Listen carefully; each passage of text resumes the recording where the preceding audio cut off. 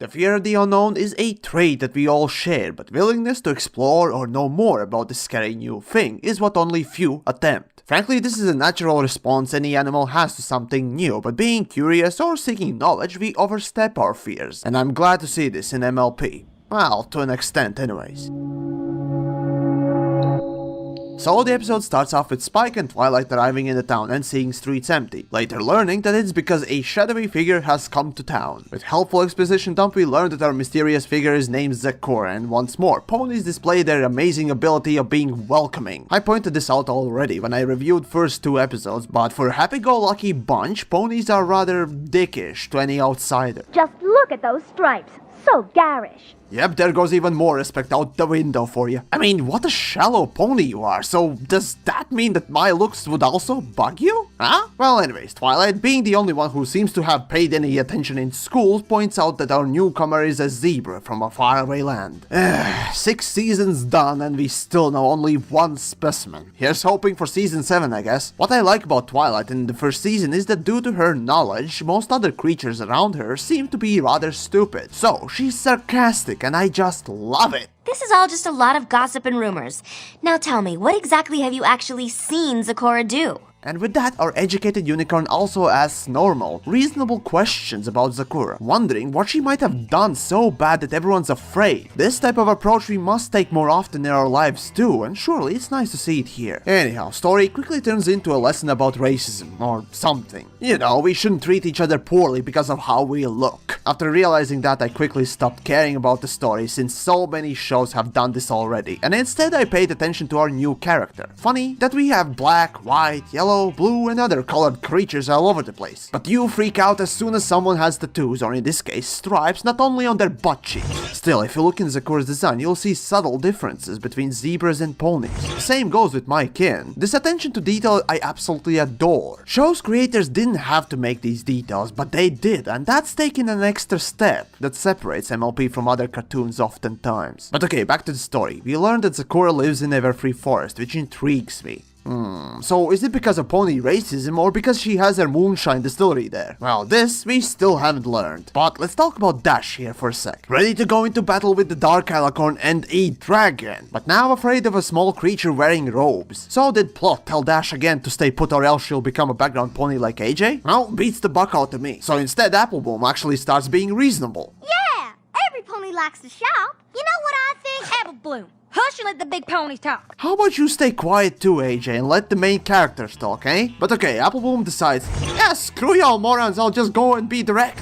May I say, Appleboom really shines in this episode as her character portrays the innocence of a child. A child doesn't care what color or nationality you are, as long as you're nice and likable, you'll be friends. Yes, it's idealistic, but hate towards others that are different from you come from misinformation, past transgressions, and pure stupidity. But moving on, as we get our first lines from Zakura, we can pretty sure categorize her as a shaman type. And sure enough, later on she falls into wise sage role rather well. Now, be those cartoons, movies, or any other story, really. We all know these types of characters, and many just love them regardless if they deviate from the norm or not. Still, my favorite, well, quite obviously, is Uncle Iroh. Absolutely magnificent character, and though Zakura doesn't have as much time to be fleshed out, I really like her too. So anyways, after a brisk walk among blue flowers that seem to be growing absolutely everywhere, all of a sudden, we get this. You guys, there's no such thing as curses!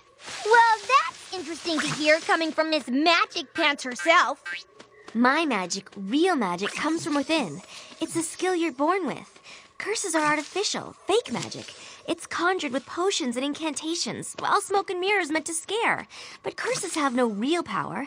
They're just an old ponytail. This is the problem with worlds or universes that has magic. The line of what is and is not possible gets blurred more and more, that even fictional realism starts to break down, unless proper rules are set. Throughout the series, I've noticed that writers never established proper baseline rules for magic. And this is pretty bad, as in one story you can have a character barely levitating a rock, and then in the next you have the same character throwing boulders with ease. This can later cause problems in form of Deus Ex Machina, or in this case Deus Ex Magus, where everything gets solved through lazy use of plot convenient magic, since writers have no other way to tie up the story. Anyways, next morning we wake with all of our heroes being afflicted by different problems. Or she cursed my horn! I must resist making jokes. That's too rich. Okay, well, Twilight immediately shoots down the only book that has the cure, due to it having a ridiculous name, showcasing that you should not judge a book by its cover. A clever tie-in, I must say, but the name is misleading and unfortunately this makes the story worse. Anyhow, as others arrive, we get the full spectrum of weird. Twilight's, floppy member, Pinky's improved mouth plug, Rainbow's overeager wings, Rarity's new look, Mini-Me, and best of all, I don't want to talk about it. all caused by Poison Joke, aka that blue plant. This sparked a lot of fanfics and headcanons to be made, and rightfully so. Even I get some interesting what-if ideas. And so, while everyone is arguing, Apple Bloom takes initiative and once more ventures on. She's blind! Ah! Some pony stepped on her! Or sat on her? You know what that means? Butt inspection time. We finally come to Zakura's, and may I say, nice place you got, though I created my own home too. I'm missing accessories that you have.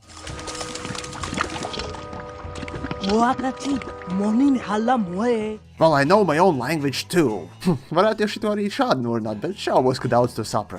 Anyways, the main six comes and does to Zakura's house to what the writers did to my kin. Utterly destroys it. I wanted to make it into a joke, but now I'm just sad. Damn. But the story ends with Sakura explaining things and Twilight learning of her misjudgment of a book and our zebra friend. I gotta say that Zakura's shtick of speaking in rhymes is pretty cool, and props to writers that they managed to keep almost all of her lines rhyming. Still, I gotta say that I would not be so kind to a bunch of ponies who would storm my house, destroying everything. I feel that they should have shown how our afflicted group properly apologized, but you can't have everything in 20 minutes, can you? Still, we end up in Ponyville Spa where we meet Lotus Bloom, another wonderful background character. But what about the message? Yeah, it's your typical judge not by looks but by character. And though pretty much any TV show has done it by now, MLP really doesn't bring anything new to the table. Aside from Poison Joke and Sakura, I find this episode to be more of a lackluster one. And actually, Sakura was the main reason why I reviewed this episode in the first place. But that aside, I also highly enjoyed Apple Bloom's involvement in the story, which made me want to see more of her. Oh, and one more thing. This story also touched on the topic of homeopathic medicine, aka bullshit. See, if homeopathic medicine would really work, it would stop being that and become real medicine. Until then, all it is untested placebo drug, and my recommendation is to consult a real doctor before ingesting any snake oil you get from the local hippie.